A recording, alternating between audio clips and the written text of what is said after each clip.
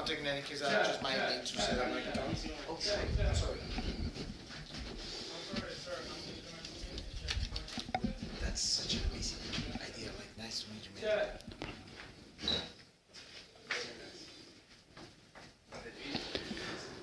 We're live again from New York City, Guitar Quackery live. There's the band. They just wrapped up for the evening. Right, guys? Yeah. All right. They played music. So here, the Epiphone. We are going to do some fret dressing on this neck. Right here in the workshop. Here it is. And yeah, I've spent more time on this particular guitar. Some guitars are like that.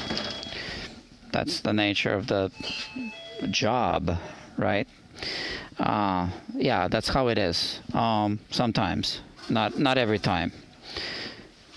So now we are going to do some fret dressing.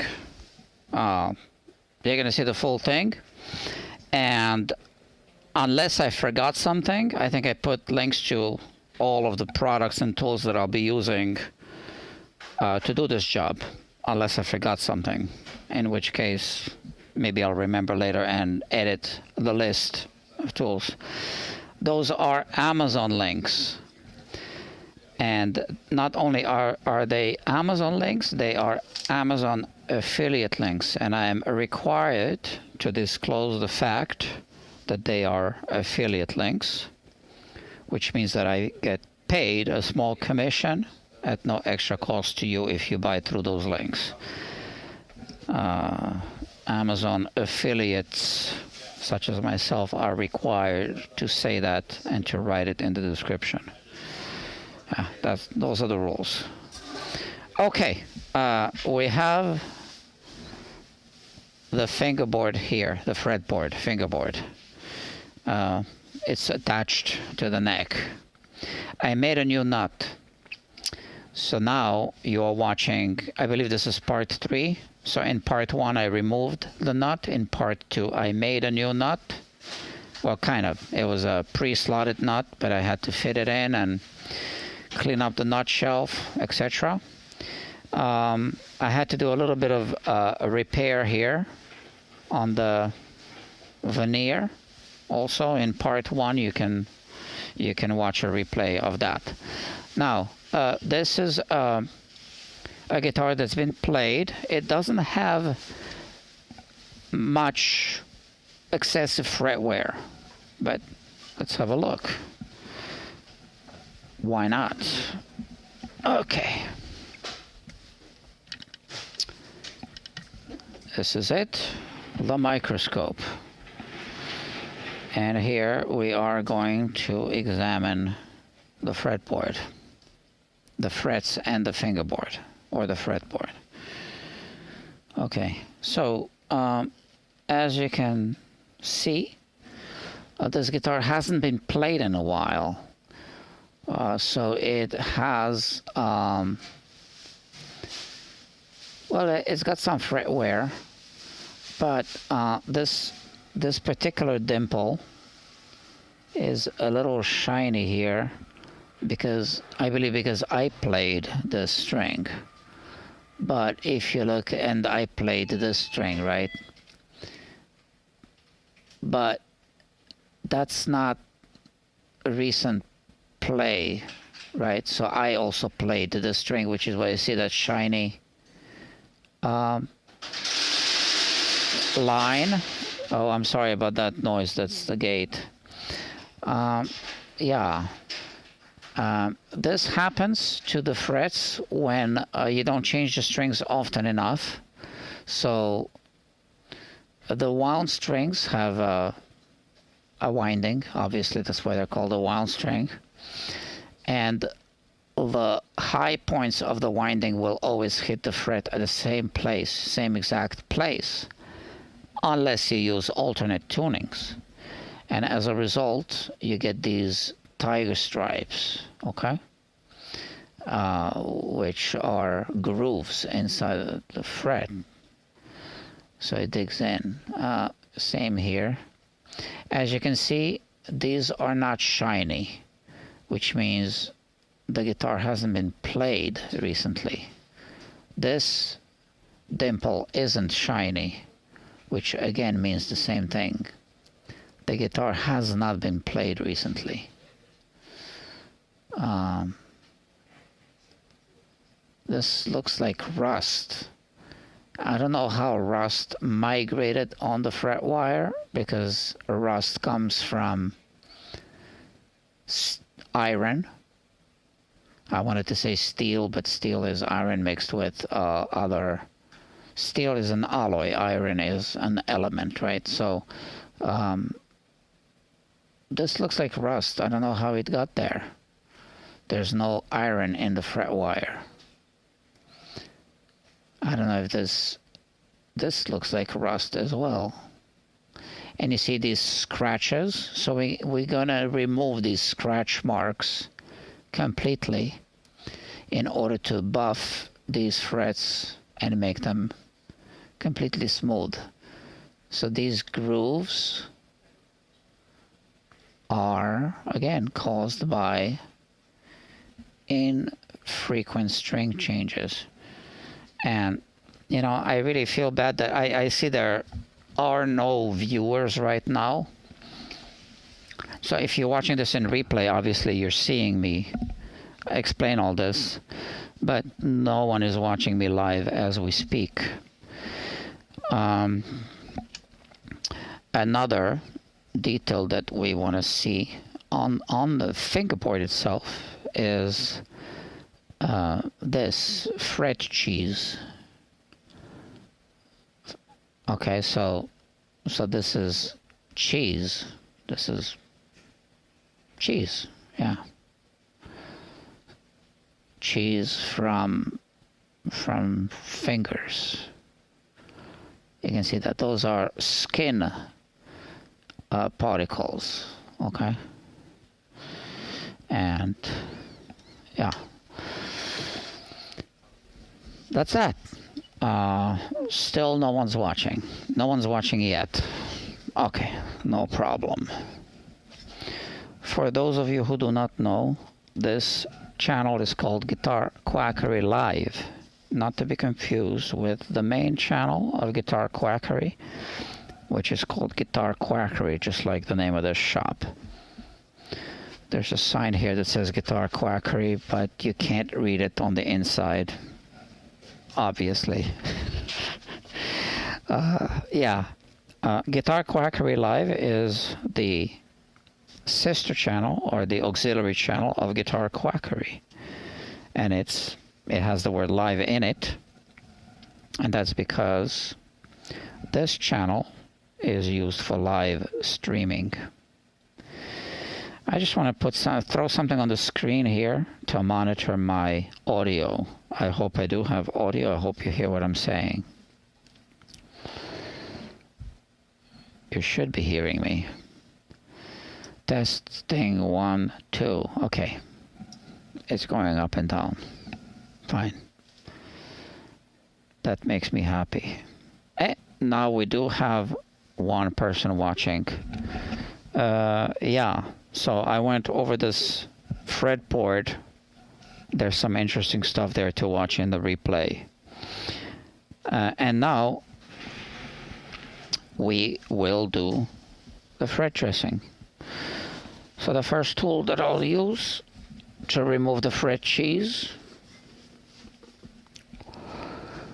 is this tool.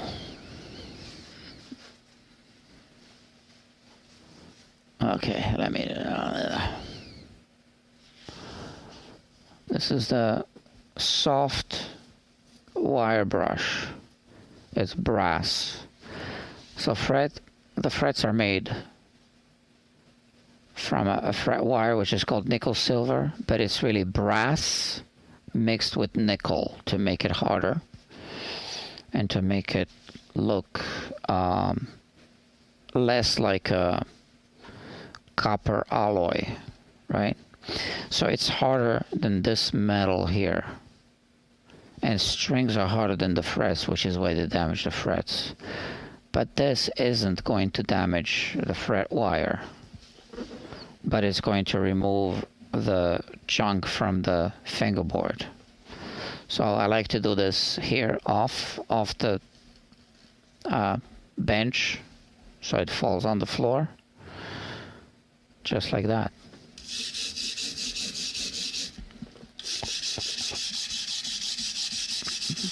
I'm going in the direction of the wood grain, and I'm hitting the sides of the frets. So I'm removing the cheese from the fretboard, and I'm also removing some of the oxides because, as I said in the introduction of this live stream, this guitar hasn't been played in a while. I can tell. I did a forensics exam, which you missed. Hold on, somebody's turning off my lights here, and I need to make sure. Yeah, those switches, just leave them on. Yeah, cool, no problem. Yeah, no problem. The guys here are leaving. So guys, see you next time. Bye bye.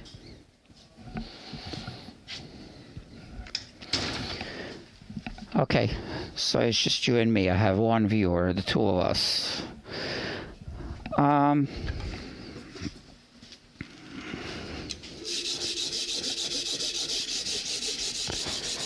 Yeah. In the introduction of this video, or live stream, I should say, I examined some of the frets using this high-powered microscope.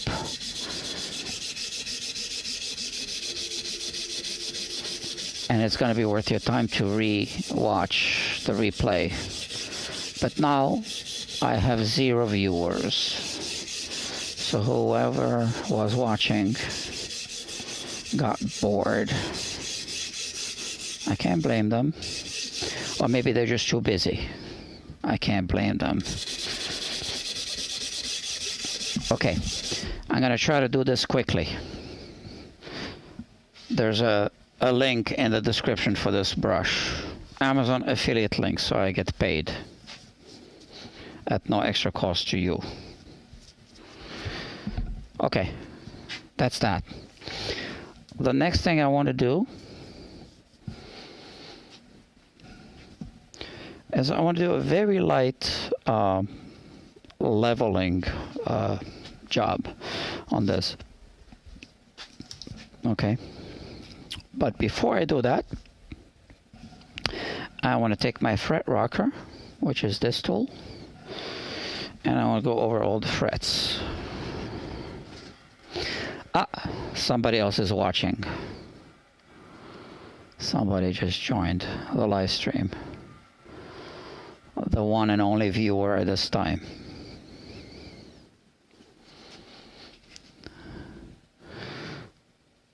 Here it is. This is the neck. I just cleaned up the first cleaning pass. Let me see if we have any high frets. Now, I already checked these when I was doing the nut, but let's do it again.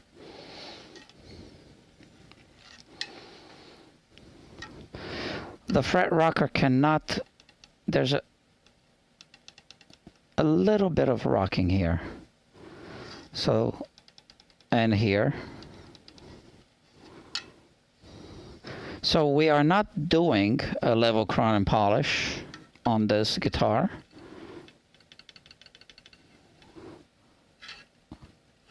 So there are a few frets that are uneven, but honestly, I already checked this. I don't need to go over it again. On the scale of 1 to 5, in severity, it's not even 1. So what I'm going to do is, this is really, really fine sandpaper. P600 grit, but used many, many times. So this must be more like a 1,000 grit now. I don't know. So we want to have a slight back bow on the neck when we do this, and here right now we have it's flexing in the middle, so we don't have that slight back bow. We want to use a 4mm truss rod wrench and crank it up just a little bit in this direction.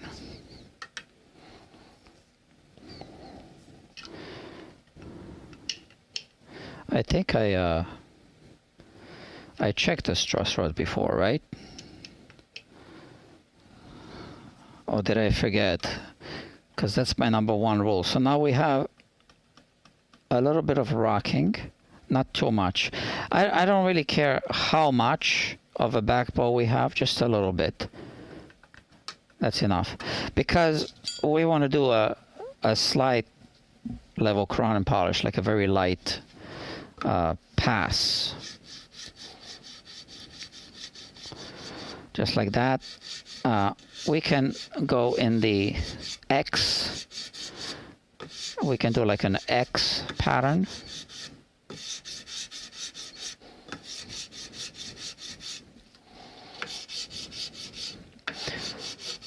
So it's just gonna give us a slightly better result.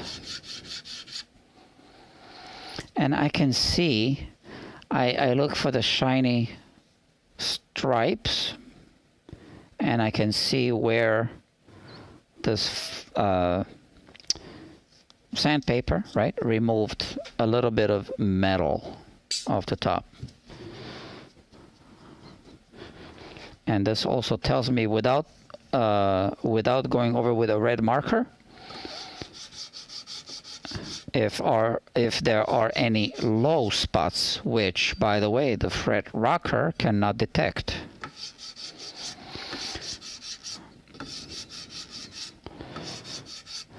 Now, we don't want to overdo this. First of all, I'm not doing a level crown and polish. And second of all, we don't want to remove too much material from the frets just in general, right? But as we've seen in the first very beginning of this video live stream, through the microscope, there is some fret wear that we just want to kind of almost like buff out, okay? Especially in the first position there on the bass side, the strings were really old, and because the owner did not change the strings in a long time, the wound strings damaged the frets in a very typical way. So once again, it's a good idea to watch a replay of the beginning of this video. It's quite interesting. I keep saying video, I mean to say live stream.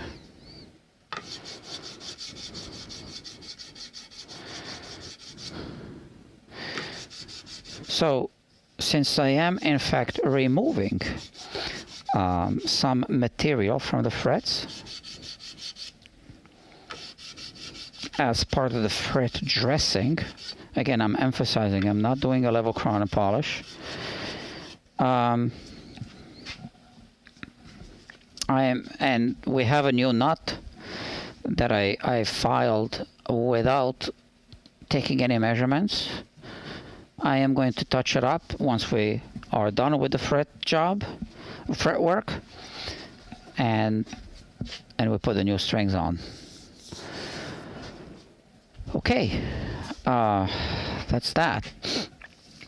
Now I'm going to start polishing the frets, which really starts with a sanding procedure, but I do want to check something. So I want to make sure I don't have any more of those high spots. Now, because the first were, you see, no more rocking.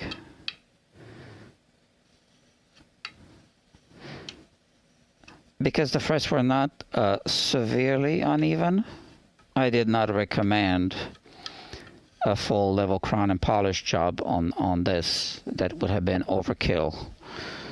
And yeah, I got enough work without having to do work that's not needed. So let's, okay, actually I can leave the up bow, back bow a little bit.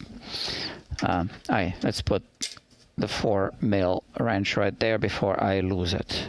Okay, now I am going to use this one of them. Which size? Maybe this, maybe this. No, this one. There are 3 sizes. The other one is even smaller. Okay, so this size. And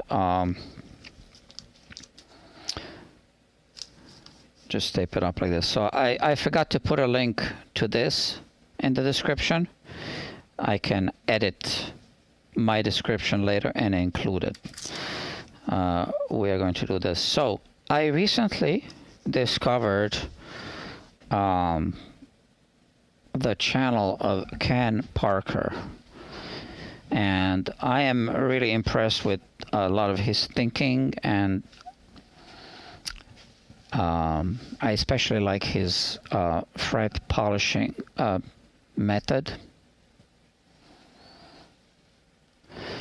So I need to make a little jig, the same jig that he shows in his video. It seems like Music Nomad just recently released a version of that. I don't see that it's credited to him, but it might not be Ken Parker's invention. I don't really know. He doesn't say that it's his invention. But here, I will explain what it is. So first, let me find the appropriate file. Okay, so here I am improvising. This is a fret crowning file, and they come in different sizes for different crown sizes. And I'm going to use this size, I think.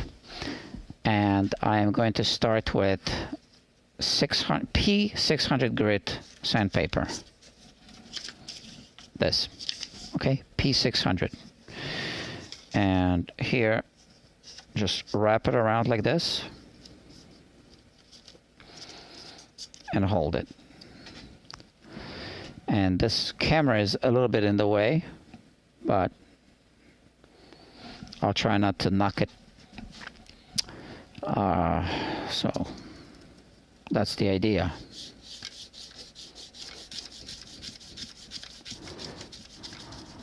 Look at that. So by the time you are done with this pass, this surface is no longer the same grit. Right? So it starts as P600 and it ends as maybe 1000 or 800, I don't know.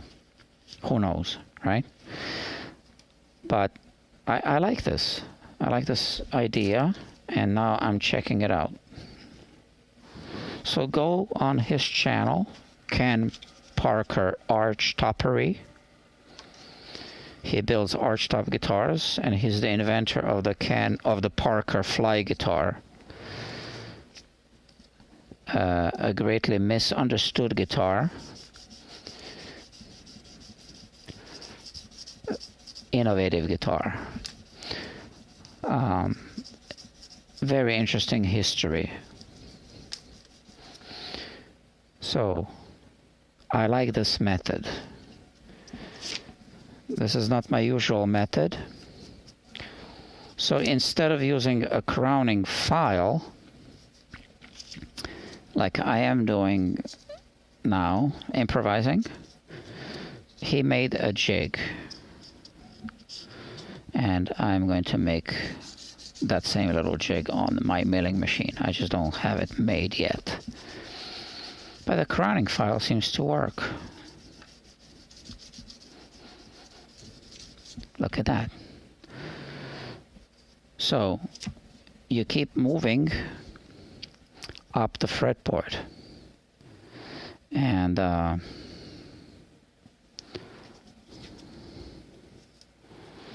yeah. Oh, need to put this here. So this is going to take a minute.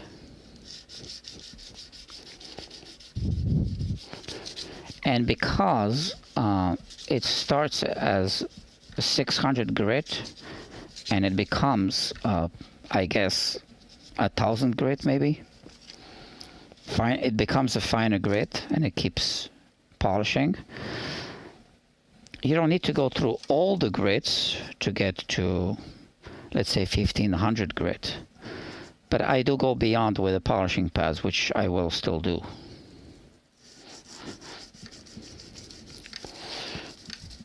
But here we're removing all of those dimples from the frets right now.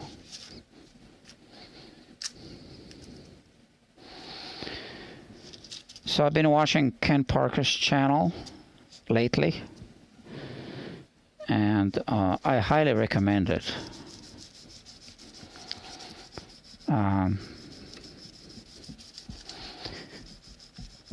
For anyone that likes to hear, how should I put it? Well, he really thinks outside of the box.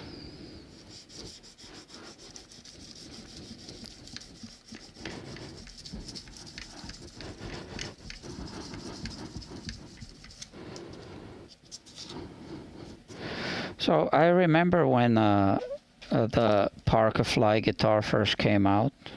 Yeah, I'm that old. And I remember the ads, the poster with Ken Parker holding one of those guitars. It's a very unusual looking guitar. But I had no idea until, I believe, until this morning, when I watched one of his videos, that he also made a bass. Now, it is no secret that a lot of people find the shape of the Parker Fly guitar, what's the best word to use? Off-putting. But I believe that those same people will not find the shape of the bass fly off-putting. It just fits better, I think. Not better, but I think it would be more acceptable to the masses.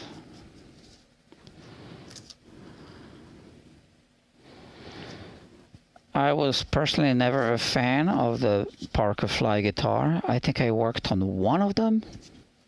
I mean, I definitely worked on one of them, but I can't remember if I worked on more than one of them. I was never really paying much attention to it because I'm really kind of like a meat and potatoes kind of guy when it comes to guitars, which means Gibson in my case. I'm kind of conservative. So I'm just not paying attention to, PRS or... Okay, I know a lot about Fender, but Gibson is my favorite legacy brand. And I know there are issues with Gibson guitars, but I just like the history and the, shapes of many of their guitars, and I own a lot of Gibson guitars. mostly Les Paul guitars.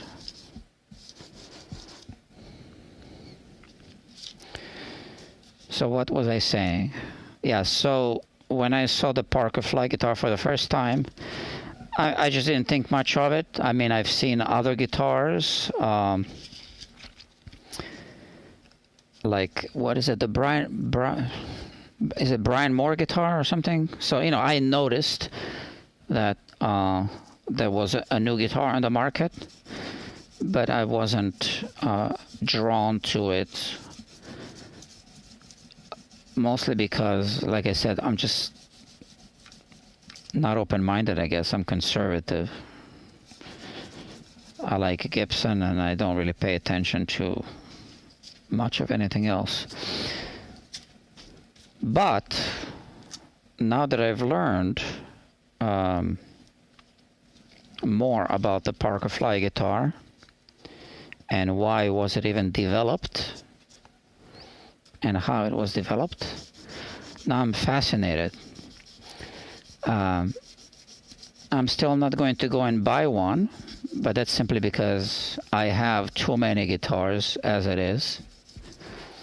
Maybe if I was younger and still buying guitars, I probably would buy one.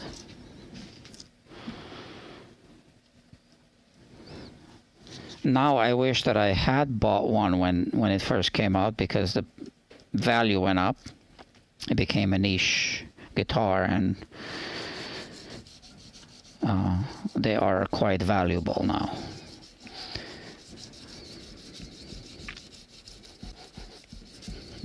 Other models came out later, like the Night Fly or something like that. Yeah, I'm still learning about that. Those are different. But the original Parker Fly guitar has quite a story behind it, and I think any guitar player would be interested to know more about it.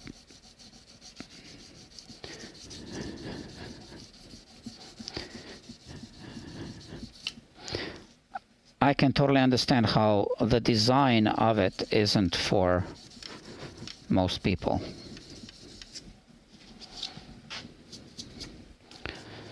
Which is clearly one of the reasons why it was not successful.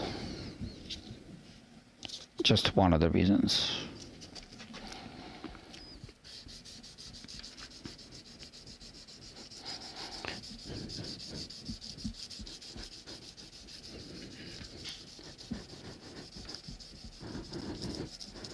So I'm almost done with this first pass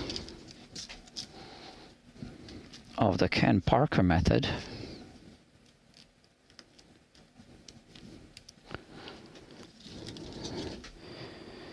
I'm really happy I discovered his channel, and you can see that I'm using a different spot on the sandpaper each time for every fret, and that's part of the method. Yeah, very clever.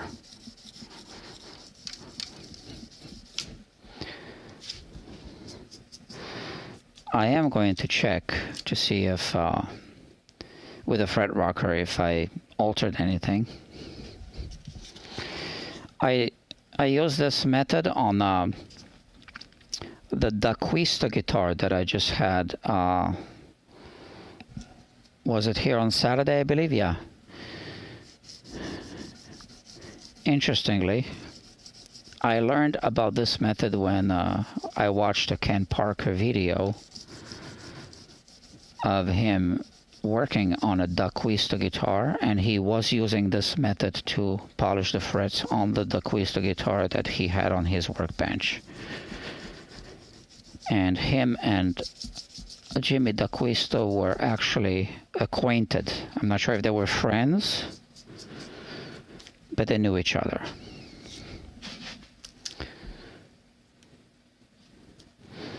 So the D'Acquisto guitar that was on this workbench on Saturday will be back on this workbench maybe in 2 weeks, maybe in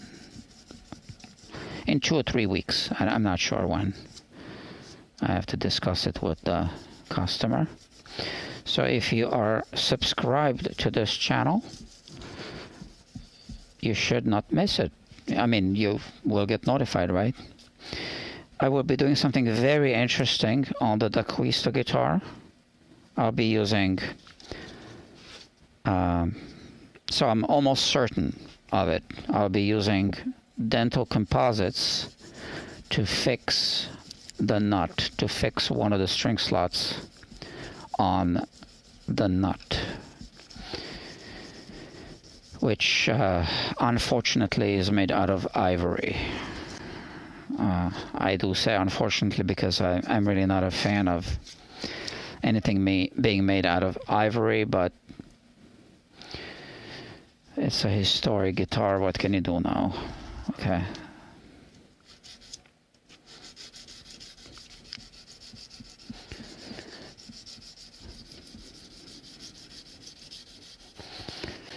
So you can't buy or sell or transport ivory. I think that if you already own it, that's about it, you know. I don't know, I should look up the law. And I think it's a good law. I don't think elephants should be killed for ivory or for anything.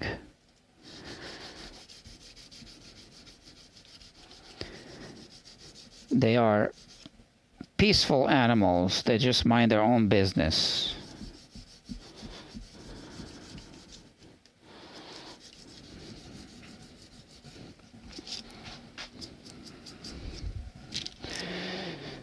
But ivory was used for piano keys and whatnot. I need to go back to the second fret on one side. I didn't hit it quite well enough. On the treble side, on the side. And maybe even the third fret, the same little spot.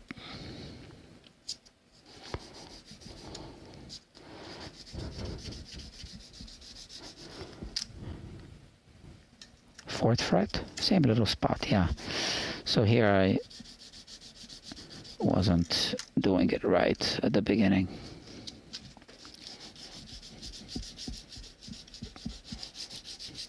Okay. Now this looks good.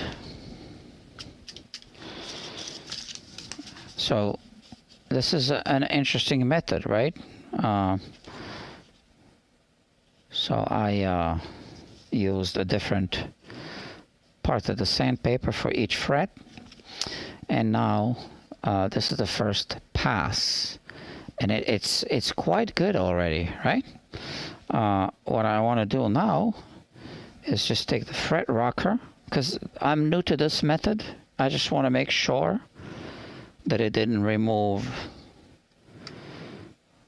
too much material from the top to where I would hear rocking. I would detect rocking, right?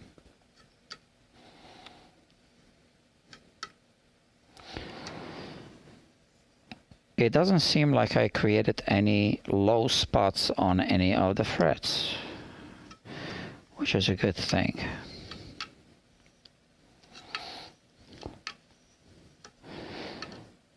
I'm simply checking. So it worked out well on the D'Acquisto guitar. It seems to have worked out well on this one as well. But this is just the first pass. So now this was P600. I'm sure this got finer than 800 grit, which is why I am going to now pull a 1000 grit paper.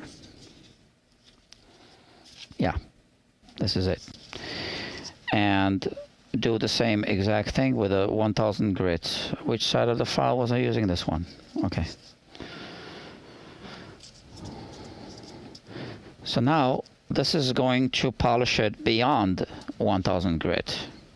Oh, I think this is no longer sticky, so I do need to do something about that. 2 people were watching. Now there's only 1 person watching. That's okay. I can't blame the person who left, because this isn't for everyone.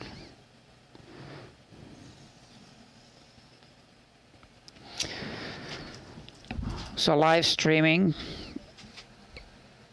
isn't something that I ever thought I would be doing. Well, I need to rephrase that. The type of live streaming that is normally done on guitar channels, that type of live streaming. So, but I did have the idea of live streaming the actual work, which is what I'm doing now. I did have the idea of doing that for quite a while. And I started finally in August of this year, 2024. Yeah, somebody else joined the live stream. Great. I got 2 people watching now. Thank you.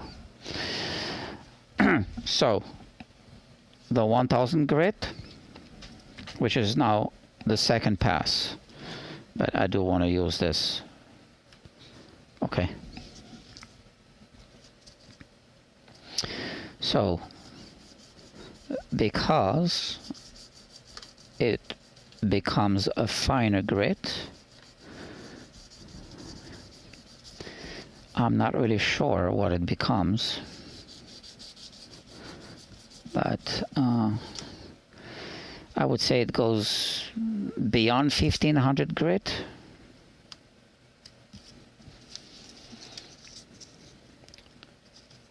Once it becomes the finer grit.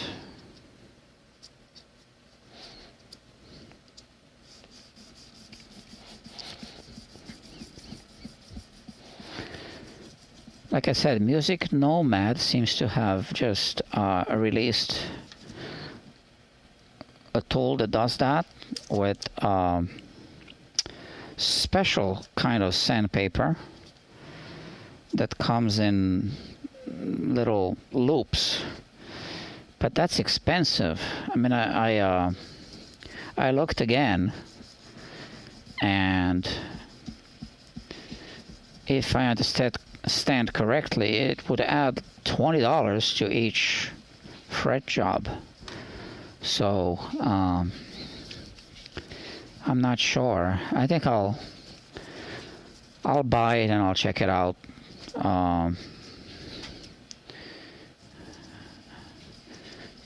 I'm only worried about the cost.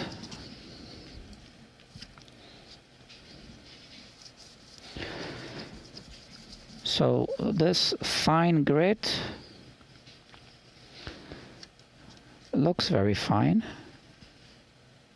It's actually warming up the fret a little bit, interestingly. But if I move it in the diagonal direction a little bit, you can see it. So this is why I'm going over the same fret again. Okay, so now move the sandpaper.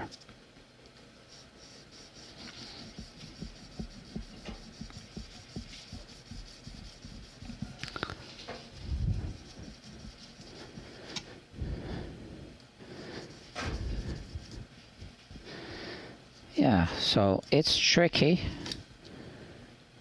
I'm checking the reflection. Yeah, it needs to look just right.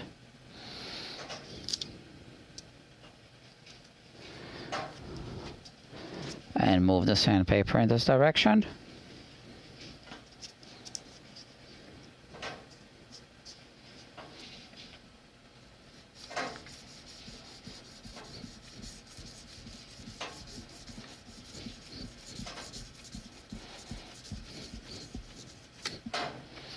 Okay. new method for me, okay? So I'm experimenting and I'm letting you know what I think, my impressions. I am going to make that tool because now I'm improvising with the crowning file, but I need to make that little jig.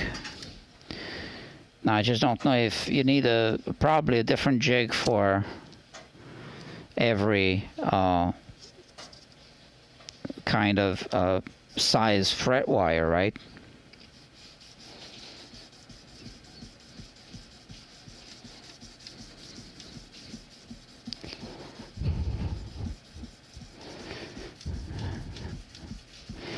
Okay, it's coming out good, but it's important to lift the tool just the right way. Otherwise, you can see a surface scratch.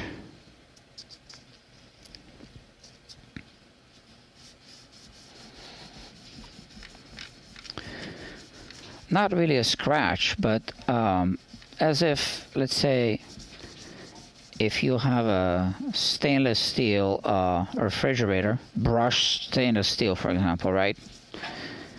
And you use a Scotch pad to clean it, and you completely ruin it. So that's what I'm seeing. If I move this slightly in the wrong direction, that brushed look doesn't look right. Now I'm not sure how important that is,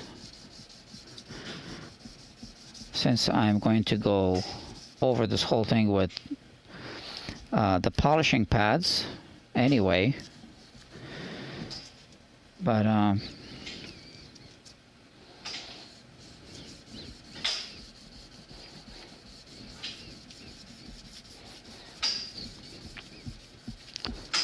yeah.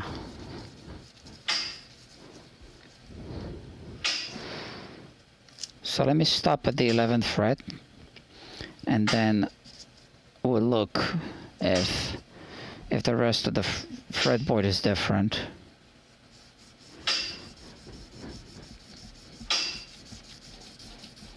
Well, it must be different.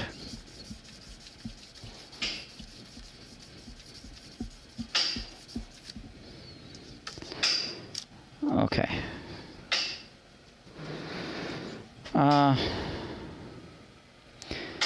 I don't think the camera can pick it up. So let's refocus.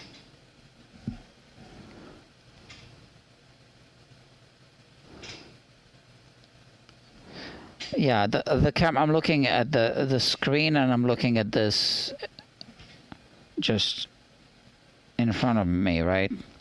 And with my own eyes, I can see a difference between these frets and these frets, but I can see that it really doesn't show up on camera, but there is a difference.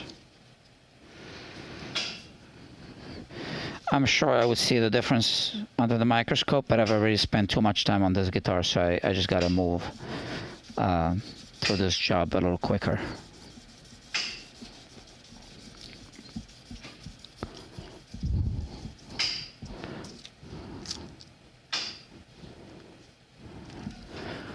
So once again, for those of you who just joined this live stream, I learned this method from Ken Parker on YouTube. I don't know him personally. You should check out his channel. Ken Parker Arch Toppery. He builds archtop guitars.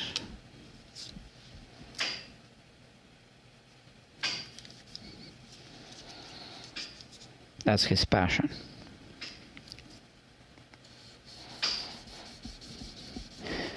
And you can really tell that it is his passion.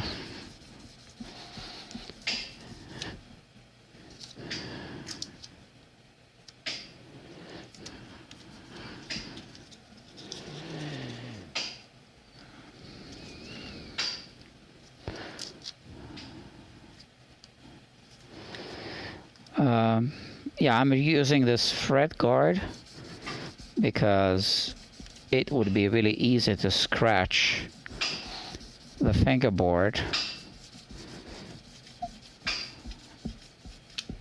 and it would be very visible in this direction, right? So I don't want to risk it.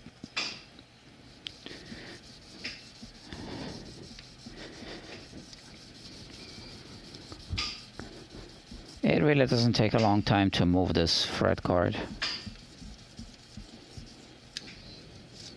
There you go. Done.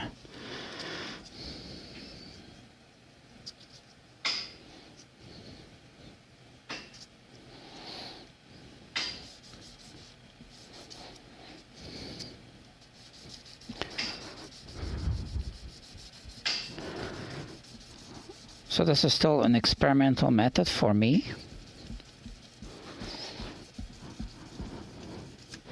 I've changed my fret polishing procedures a few times. Keep evolving, I guess. I like to try something new.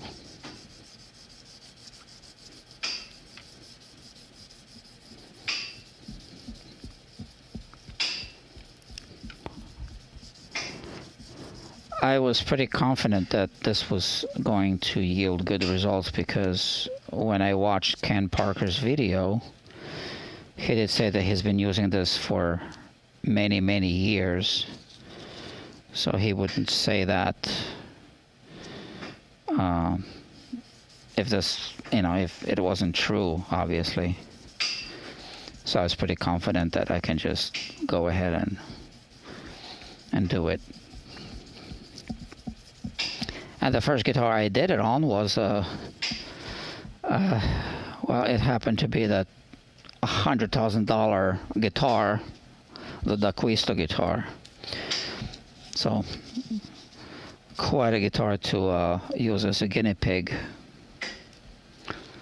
You should watch the video, the replay of the live stream.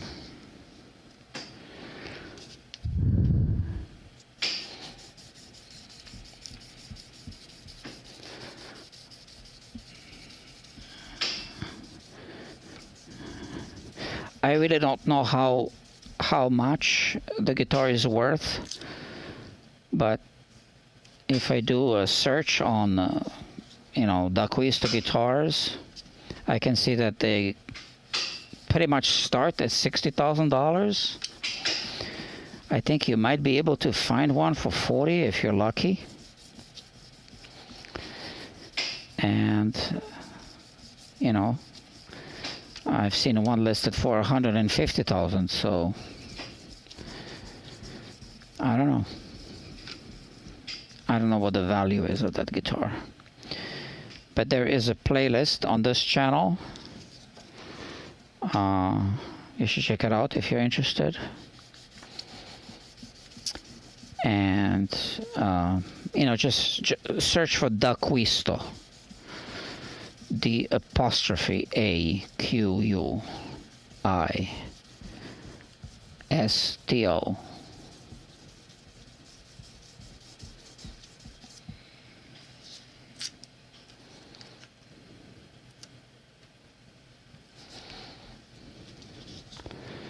I've seen his guitars at the guitar show, I don't know, was it 10 years ago now? At the Metropolitan Museum of Art here where I live in New York City.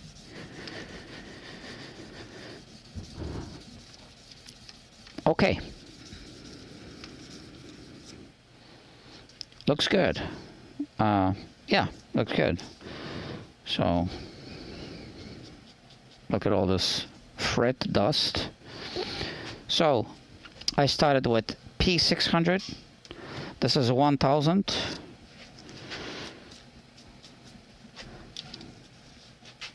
That was my second pass. And this looks really good. So now, I personally don't use steel wool on on my workbench in the shop. This is where someone might use steel wool. I don't say that steel wool is no good. I just don't use it myself. I honestly don't really see the need to use it because there are other methods, and steel wool just drives me nuts. So I use the polishing pads. Now the first grit is 1500 grit, and I think that this polished it beyond 1500 grit because it started as 1000 grit, but as the grit wears, becomes a finer grit,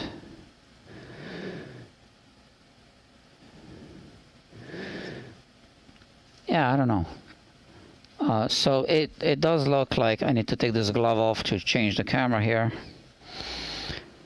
It does look like brushed stainless steel, right? Like a refrigerator or a stove. It's not going to stay like that, obviously, because we're going to keep polishing and buffing. But I don't think that I should use 1500 grit on top of this because we would be removing material for no reason. So I'll start with okay, let me reposition the camera. Man, live streaming is complicated.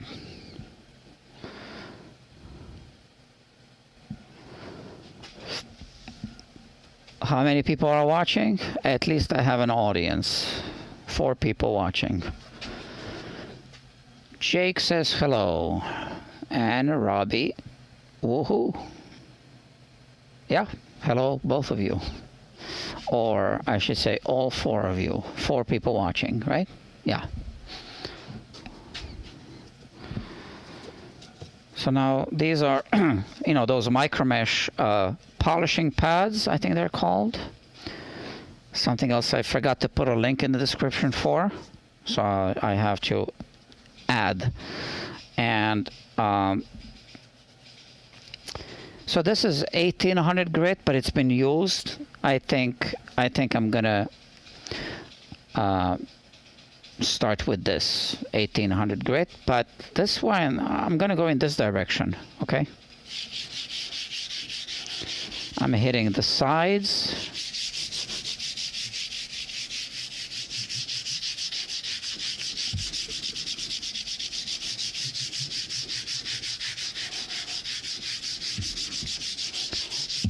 Okay, and clean up.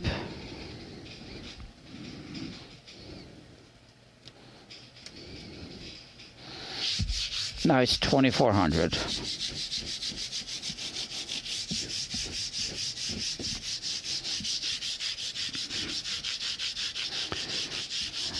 I mean, it's finer than 2400 because it's been used before, right? And I don't bother taping off this type of fingerboard. You just clean it and it looks just fine. It looks just the way it's supposed to look. So I know that technically speaking some particles are getting stuck in the wood grain, but the guitar is not going to fall apart because of it.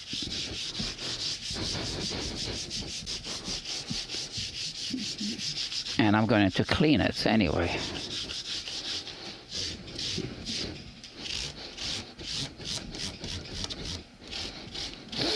Yeah, I did protect the nut, right? The nut that I just made.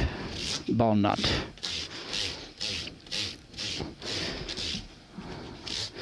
So if you think about it, this process that I'm doing now, the fret dressing, which did include a little bit of leveling, first removal of a thick layer of oxide. I mean, a relatively thick layer of copper oxides, whatever, brass oxides. All right, so that removed the layer. That made the frets a little bit lower, microscopically. And then I hit it with a leveling beam just to do a very, you should watch the replay, a very light leveling job. Yeah, I guess job. Yeah, I don't know. Procedure.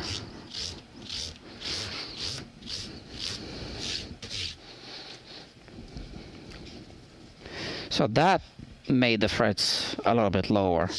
And obviously any kind of sanding or buffing or polishing further removes material, right? This is now called scratch removal, but we're not removing scratches. We are removing the surrounding material and making finer scratches in the process, and then we move to a finer grit, and we repeat that process, removing the finer scratches and making even finer scratches on the surface. So to me, what it takes to in theory, to me it's now in theory because I don't use steel wool, what it would take to clean up all that steel wool mess and just deal with it, make sure it doesn't get into my expensive watch, etc. I think that takes longer than what I'm doing now. Or maybe not. Maybe this takes still a little bit longer. So the finishing grit is 12,000 grit.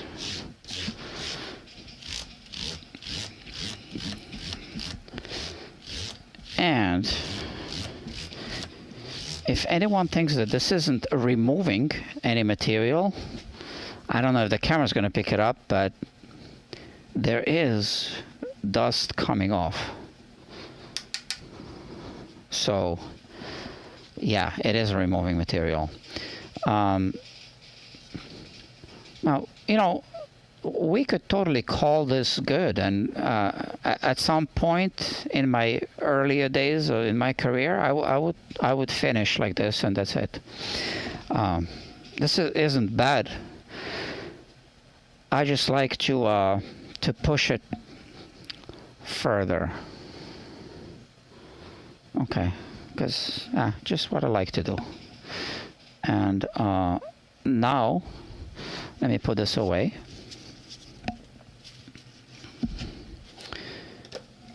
Now I'll do buffing. And I did put a link for these buffing compounds. Now each one of them is for a different type of metal, blah, blah, blah. I use red for what I'm going to do now.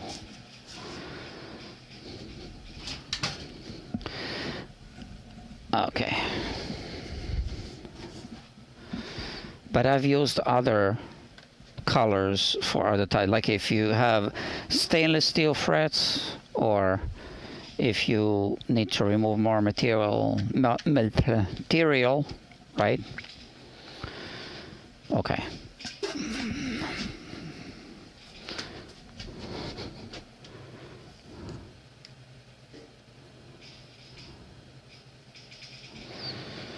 So I'm by myself here. Everyone left. So I don't know who's watching now. I rent this little space here at the music studio. The music studio is called Bob Elliott's Music Makers NY. Just checking my battery level here. Okay. Rubbish Guitar Blog says hello to me. Hello. Hello back to you. Okay.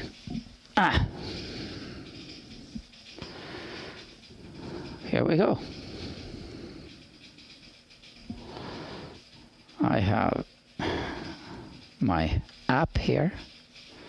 Switch. That's the app. Live switching.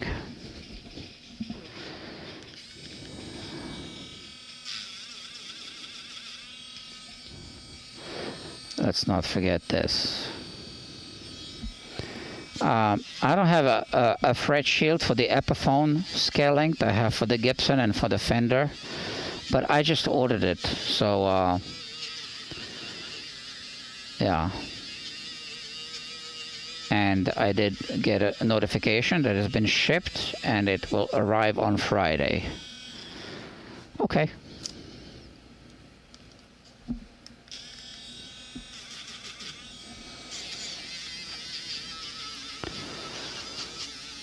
I just didn't want to put off this Epiphone, you know, till Friday.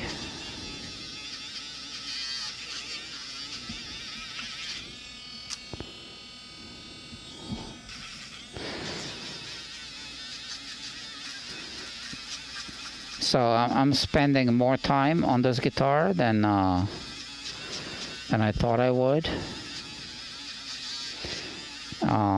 Because I had some issues with the nut shelf.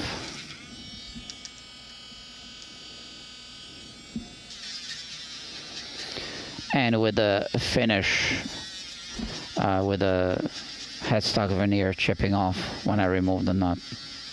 But I fixed it. But it took more time.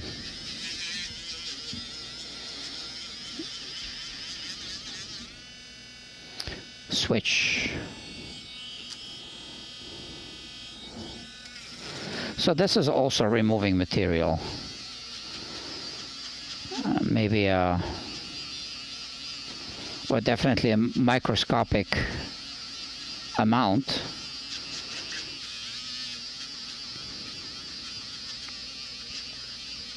Maybe a few molecules thick, I don't know.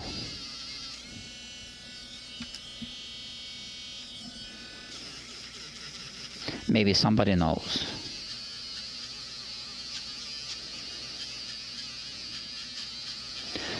I read on a forum, and I think it was a guitar forum, someone was talking about some kind of machine that they work with that can measure the thickness of a fingerprint. I don't know what kind of machine does that, but apparently it exists.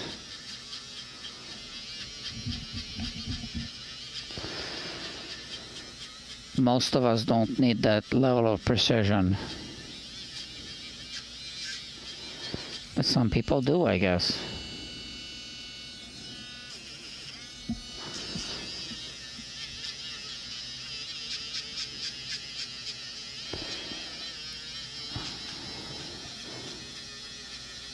I wonder how many of those machines exist in the world.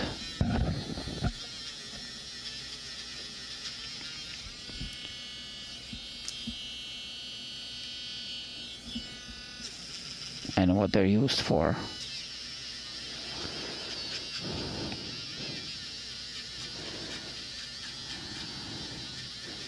I'm sure it's a big machine.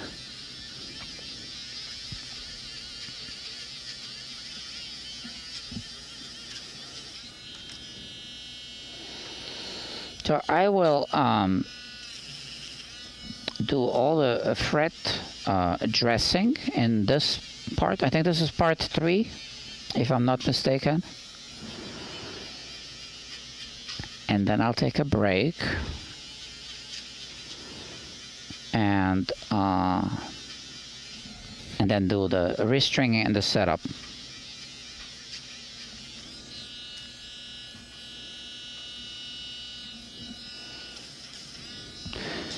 And this Epiphone should play well after the setup.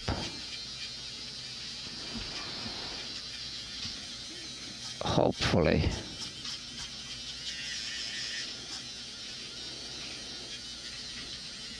It's important to check every step of the process. Like I checked after the first whatchamacallit,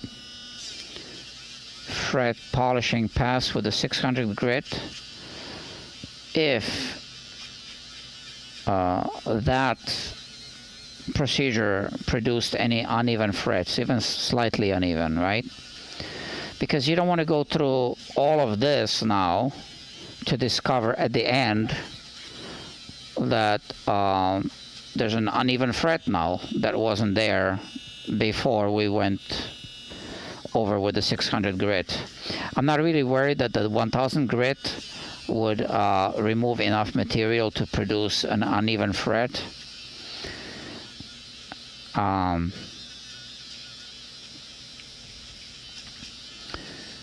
Yeah, that's kind of like impossible, right?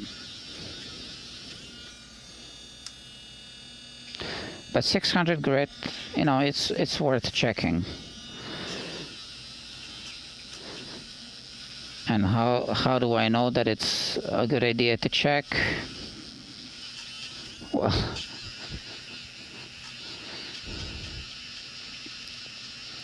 I think you know the answer.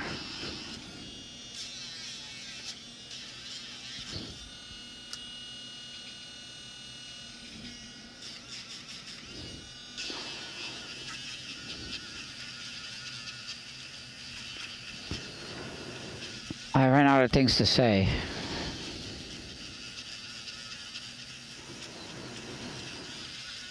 Yeah, so I also want to do some live streams about other things other than, you know, kind of like this is like more like a tutorial format of a live stream, but I want to do theme-based live streams where I would pick a theme like I don't know, why are guitars so expensive, and just rant about that like the other streamers do while I'm doing my work. Because honestly, how many times can I explain how to polish frets? It's always going to be the same. So, or I could just do it without talking. Like Tanya.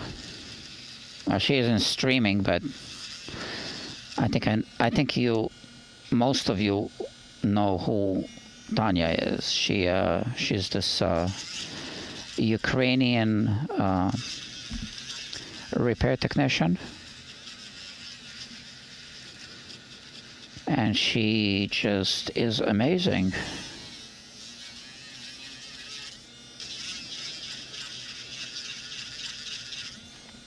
But her videos are not live streams, to my knowledge. Maybe some are, maybe I missed something. But she doesn't talk, she doesn't narrate anything. Again, to my knowledge, maybe I missed something.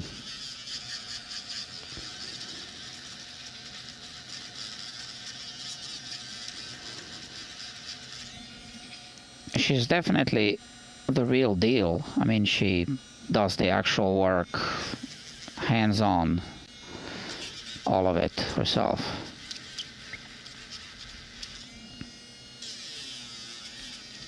And she's not afraid to try something challenging, something new.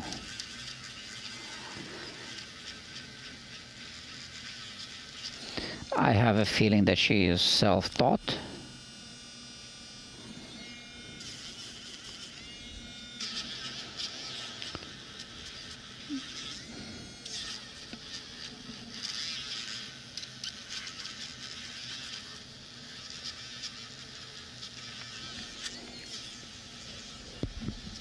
What time is it? Oh, midnight. It's already tomorrow. Man, I already only worked on this one guitar today. Unbelievable. I wasn't expecting that.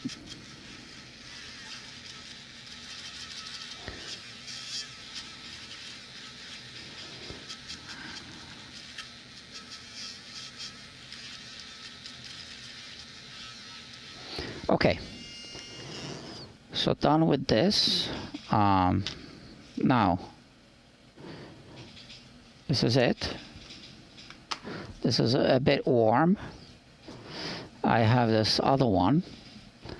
And I do have links in the description. They are Amazon affiliate links, blah, blah, blah. I earn a commission, blah, blah, blah. No cost to you, right? So now I want to remove this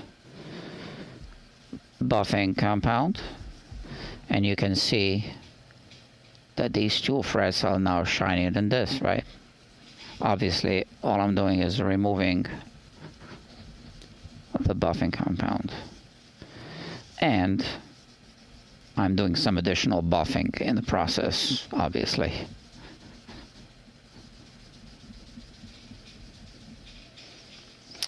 I've used this cloth before, believe it or not.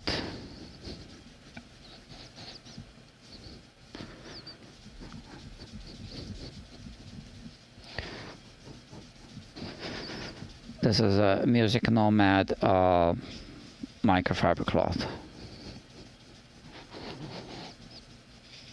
I actually do use quite a few Music Nomad products.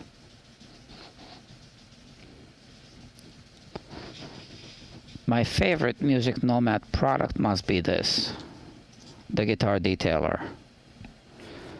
I use it every single day.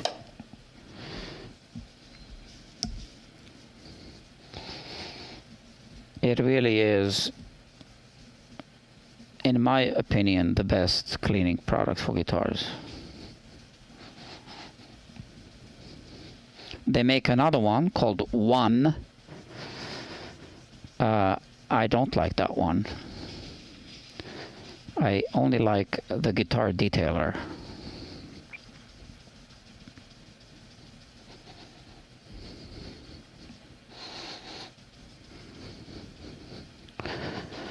Okay, this will get even shinier because we're gonna do another pass with a different buffer. Oops. Yeah, I can start recharging this. Viking Beard, hello, how are you? What do you think is the best value one?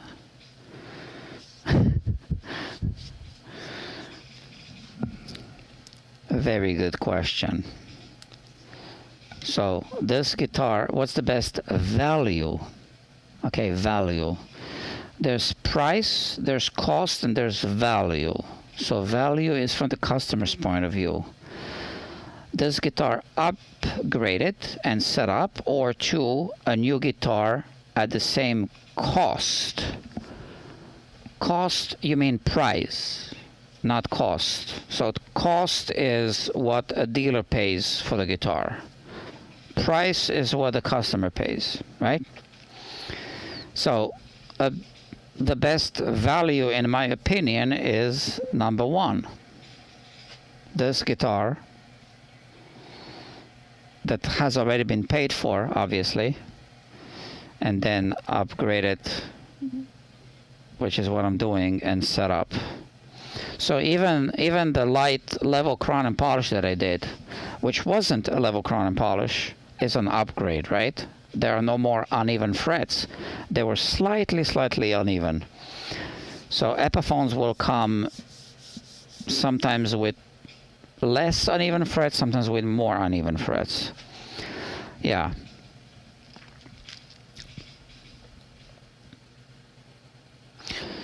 Then Viking Beard continues, says, sorry, my English meant the new guitar would cost the same as the Epiphone, including setup and upgrade. Yeah. I did understand what you meant, yeah. I think we all understood. Okay, so now we are going to buff it with a paste. So that was the buffing compound, which is more like a wax, right? I think that's what it is, with some grit in it. And now we move on to the second buffing pass, procedure, whatever. And here we go. And there will be a difference, I promise. Just a little bit.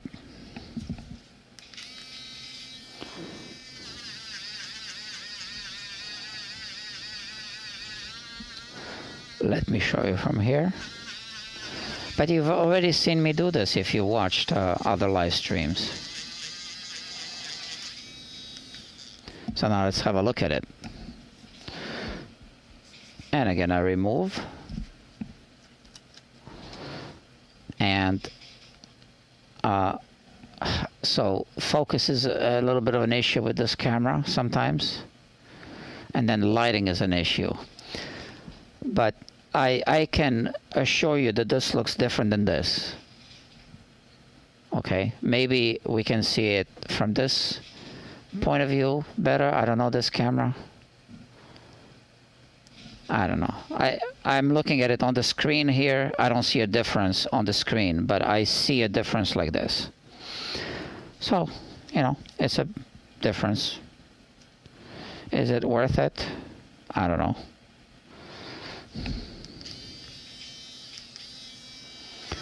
By the way, this is a 3-speed mini buffer with a link in the description, right? I use 3rd speed.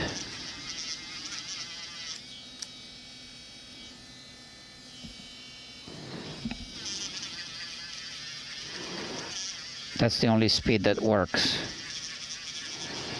And I put a buffing wheels and the buffing compounds in the description too, right?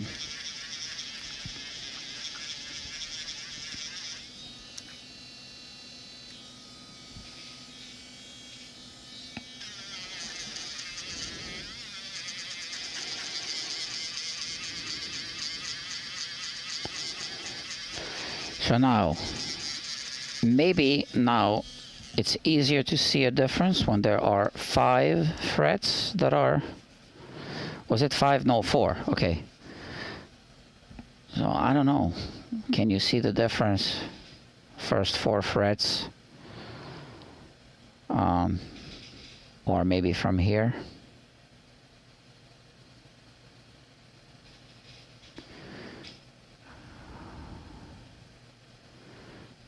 Focus. Yeah, I think you can see that this is a little bit more kind of like, not quite as shiny, right? A little more gray, I guess, right? Dull. Right? So, continuing.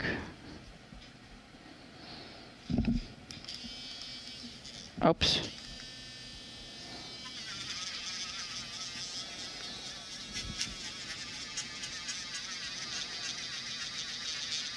I like doing this. I could do this all day. In fact, I do it all day. I could do this for a living.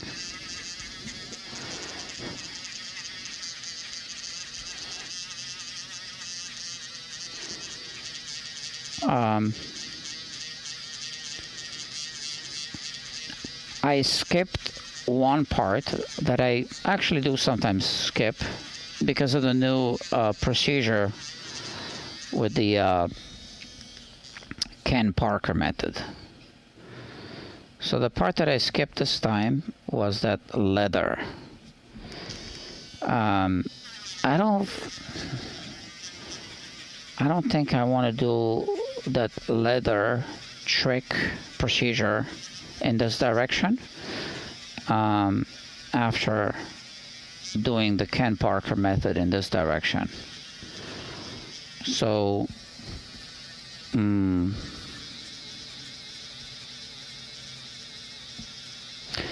yeah, but you know, there's also all these buffing compounds.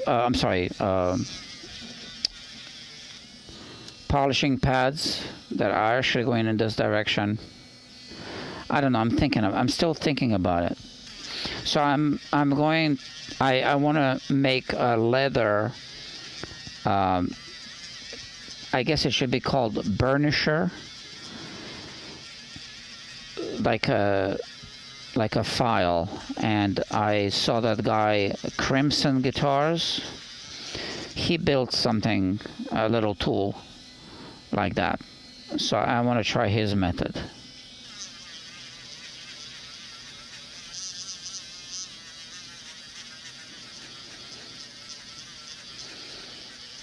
I first heard about the leather method. I read about it in online guitar player magazine or guitar something, I don't know. So yeah, a few people do use it, so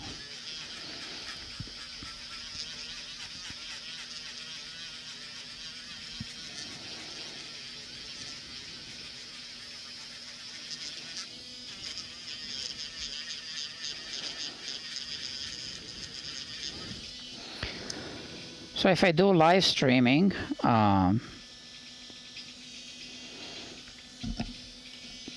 in the future, how should I say, theme-based live streaming, I would just rant about something. I'm not really sure I'm good at that, but maybe I'll just try. I already tried once.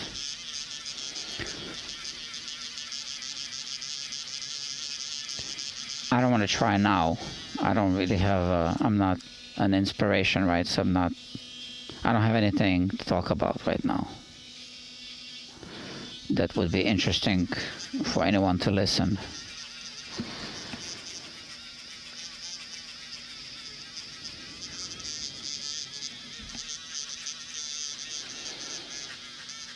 I do watch other live streamers, a few of them, just a few. And that's what I miss doing while I'm streaming, because I would watch them on the computer right there.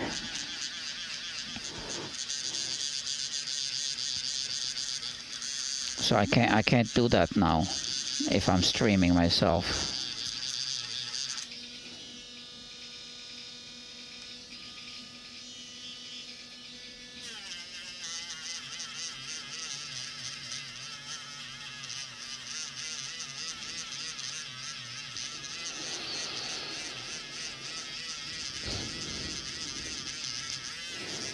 I was supposed to get 3 new guitars today. 2 customers, one did bring 1 guitar, and the other customer postponed. He had an appointment, 2 appointments, right? But something came up, so we moved it. He's gonna come tomorrow. He already paid for the appointments, right? So I know he's coming for sure. In any case, I don't give refunds if people don't show up, because I need to put time aside and then I wait for them. But he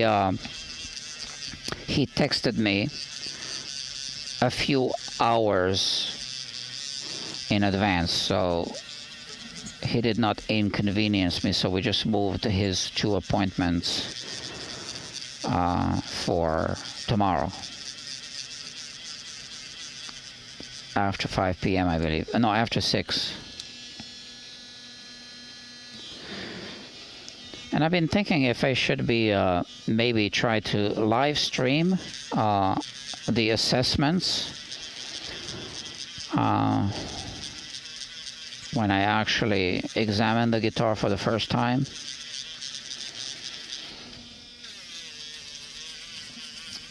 In front of the customer, right? So the customer's here, and then I go over the guitar, and the customer can see everything on this screen here, which you can't see. I know you can't see it.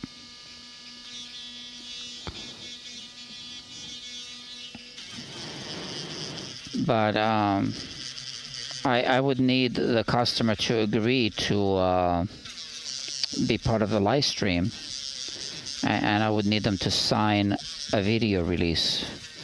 So that's kind of, if I don't know the customer yet, you know, it might not be a good, I don't think it's a good idea, yeah.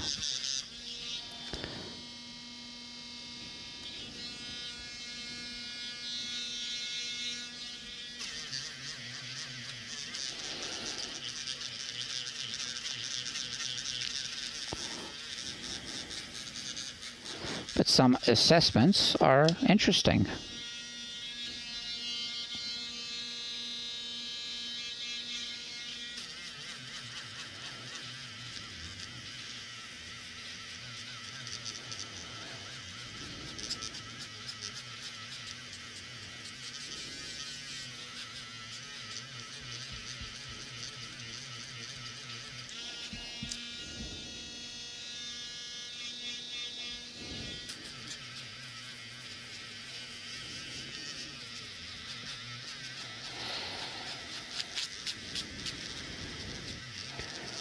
I don't do any work on guitars without an initial assessment. I used to just take guitars and, you know,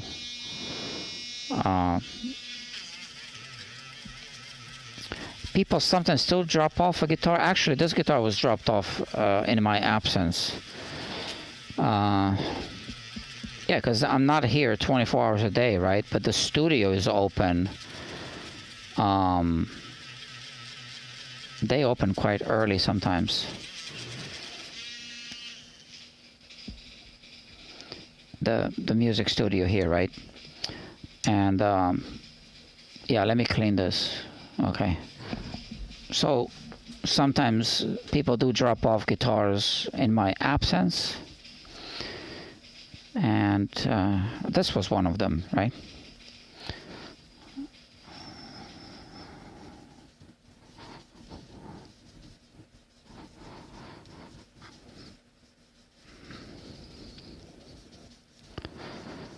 So normally how I work is I correspond by text message only, if possible. Sometimes it isn't possible. And then I send a link to my calendar to a customer. Thanks for answering, Viking Beard. Yes, of course. And then they book an appointment, but it comes with a deposit, with a payment. So it's non-refundable. But for now, at least, it's credited towards the repair. So it's really a waste of time for any technician to be looking at a guitar, and then the customer doesn't want to do the work. Oh, I didn't know that my guitar had so many problems. Okay. Right? I could have been working on something else, right? So a good assessment is a consultation. It's valuable information.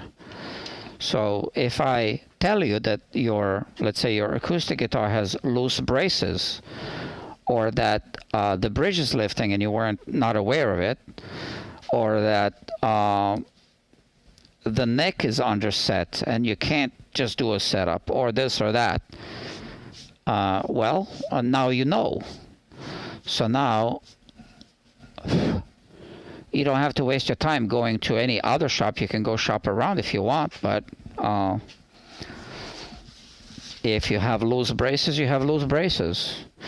And you know, I can show you that on the screen, because I take the endoscope, and you can see that I put a feeler gauge between the brace and the soundboard. So this cleaning product, popular cleaning product, is something that it's against my best judgment to say what it is, and I think most of you probably know what it is anyway, because YouTube is open to the public, and even kids might be watching, and I just don't want to be responsible for some kids trying something that they've seen on my channel, and then things happened. So I'm using it. It's not a safe product really, but it's a good product for guitars. So what that does is it actually cleans all the oils. Here you can see the label, right? So I'm trying to avoid showing what it is. Okay.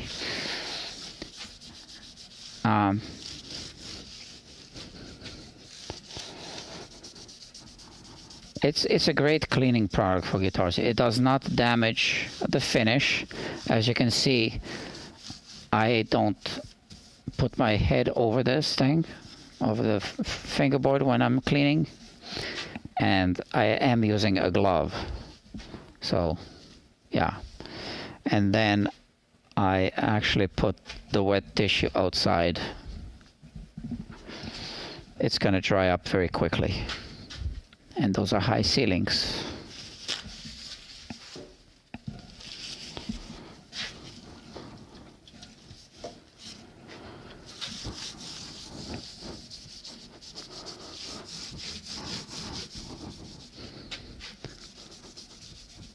Okay.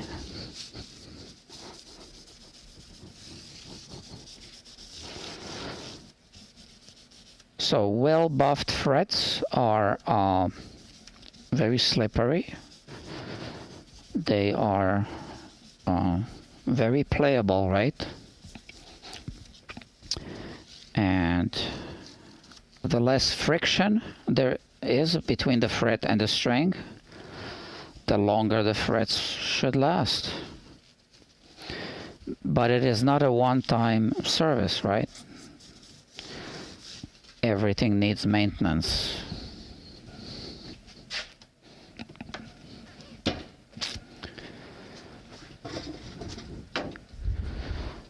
What I recommend to my customers is that they get one of those cubes, neck rest cube. It's called Cube, I think. I think I did put a link. And the Music Nomad Frine kit, which has these, and a buffing paste called Frine, and some of these cloths, and they can just polish their own frets periodically.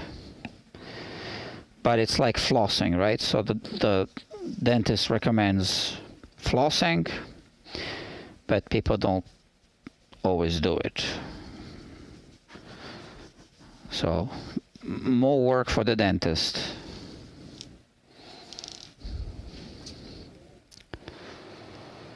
Yeah.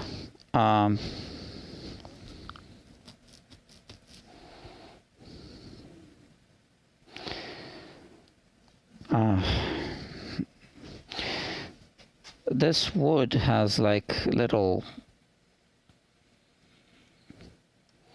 the wood fibers look kind of contaminated. I can't go over every single fiber with the this is a string end.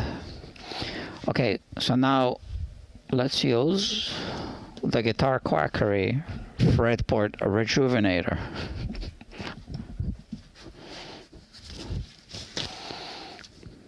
for oiling. And I also have a terry cloth.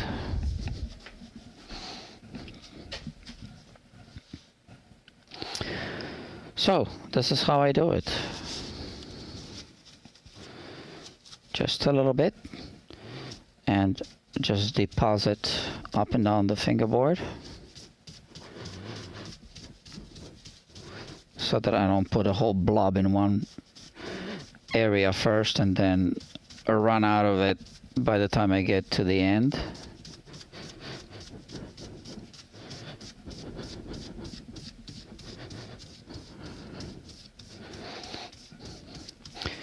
So I don't like to use that lemon oil product, or I don't agree with a video that's online. It's posted on the Gibson YouTube channel, where the technician says to just soak the fretboard with oil for a long time. That obviously is going to loosen the grip between the, you know, the wood and the grain and the fret wire.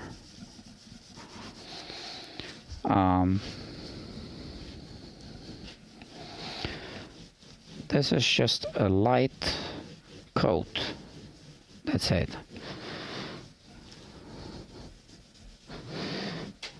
And I use the stair cloth just for this. This is why it's kind of brown. I'm sorry, gray. And now I can remove this tape.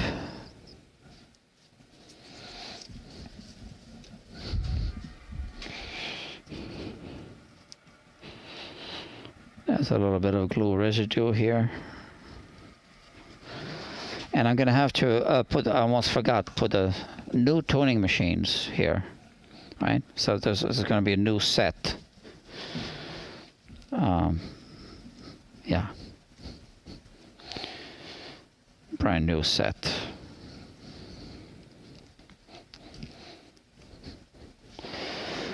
It's also a budget set. I already got it ready. Where did I put it? I just had it here.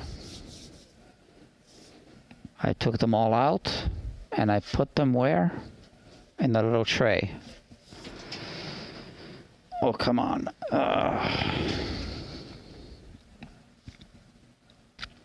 It's late.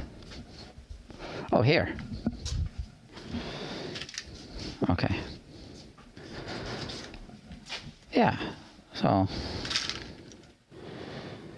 that's easy.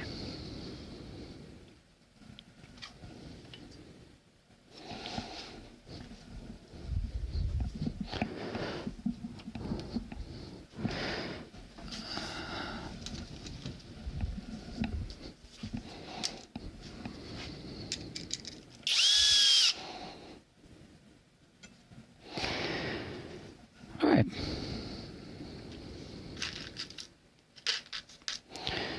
And where's the camera? Here. Okay.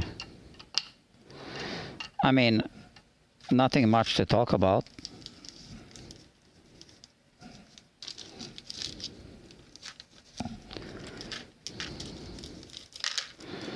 A new set. One was broken. I think they're kind of all bad. So, but anyway, they're sold in sets. So.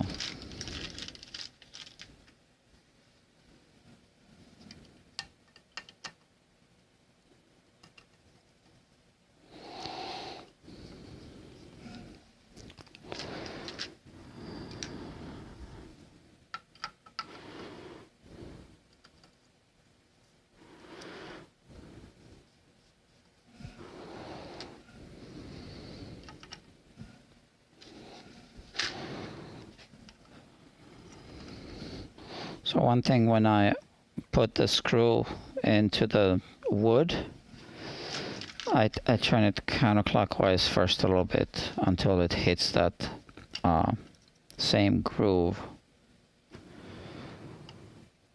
that the previous screw cut.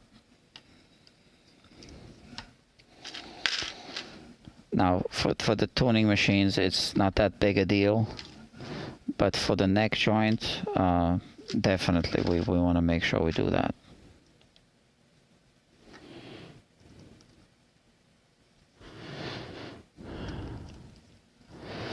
Okay, now put it on 1. That's the torque setting. And that's just safety, right? I actually don't want to, whatchamacallit, tighten it with the machine.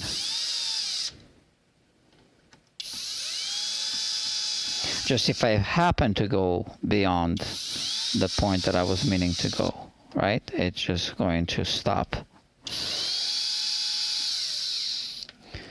But I want to just tighten by hand. Actually, tighten after I put the bushings. Maybe that's better, yeah? 10 millimeter.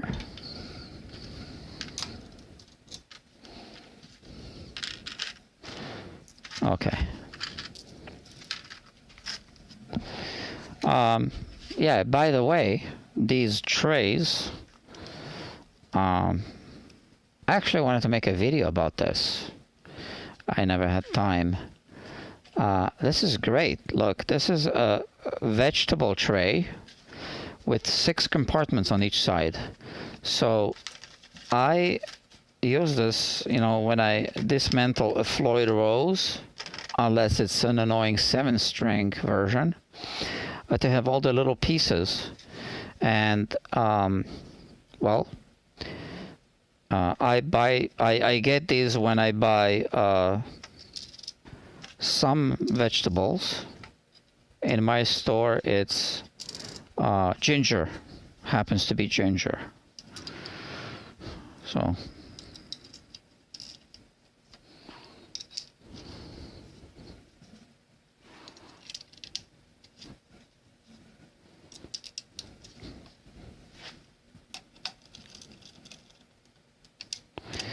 we don't want to over tighten the bushings because we don't want to crush the veneer, right? The finish.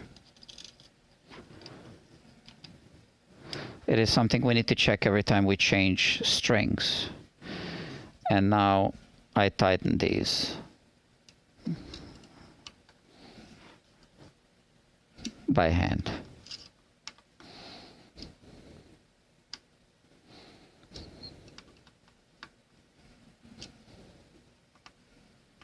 Just making sure. Okay. Yeah, we prepped the neck. We're missing the truss rod cover. It's right there.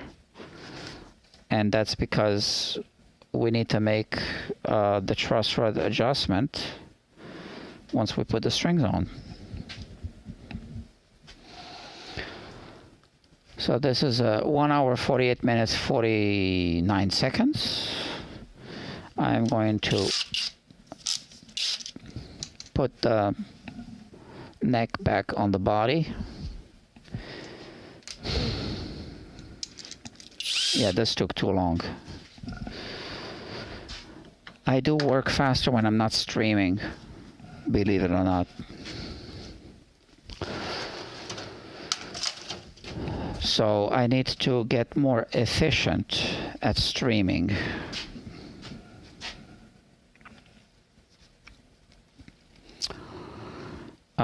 Yeah, so this neck is already at an angle, right? It's a carved top Gibson style guitar with a Tune-o-matic, right? Because of the Tune-o-matic bridge, this is already at an angle. Now, I want to check here, important, right? This is where it was before. If I see enough space here, the way that the setup was, you know, done before, I don't need to tilt the neck more, so no need to shim it, which is the case now. But if these bridge posts are too close to the body, then we want to tilt the neck a little bit. because we want the bridge to be away from the body, right? We don't want it to be maxed out in the down position for the proper string height. So we're all good with this. I mean, we're all good with the neck angle. It's a little bit loose in the neck pocket.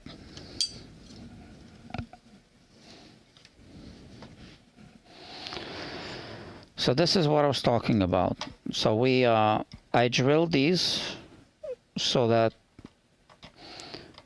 the screws go freely through the body, and they are going to grip the neck, the heel of the neck, the holes there, right? But the wood screws, the first time you drive wood screws into the wood, they are going to cut a thread. Right? And now you want to make sure that these screws don't cut another thread next to it. So you first reverse. So this already clicked just now. But if I go a full turn, click. And I just hit that initial thread, right? So go back, click. So always make sure you do that. Click. So that this just went in, right? This was not the click yet.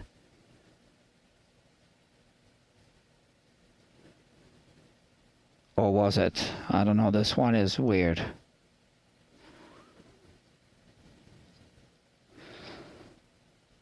I felt a little bit here, so I think this is it. All right. So am I explaining this right? We're not cross-threading it, right? We are lining up these threads, the threads on the screw, with the internal threads that the previous screw cut inside of the wood. Just a little subtlety, so that when you keep removing the neck, you don't keep enlarging that screw hole.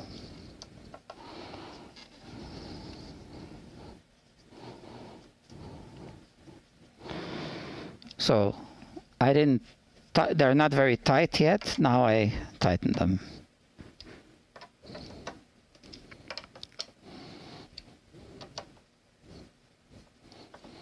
This one was, yeah, much looser, right? But now I use my own, judgment how tight to make them. Yeah.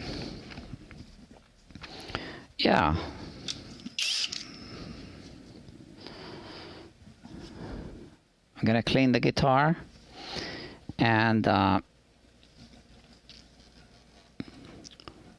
then I'll put the strings on.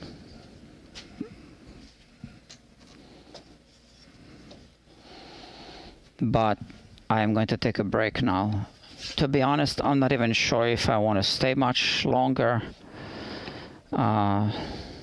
Yeah, I think I will.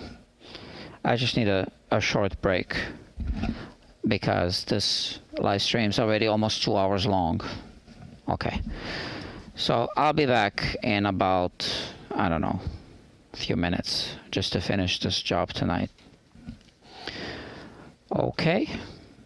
Thank you for watching. If you liked it, which I think you did because you're still watching, just click, click, click, click, click, click, click. Yeah. All right. Thank you very much. I'll see you soon, maybe, if you're still up.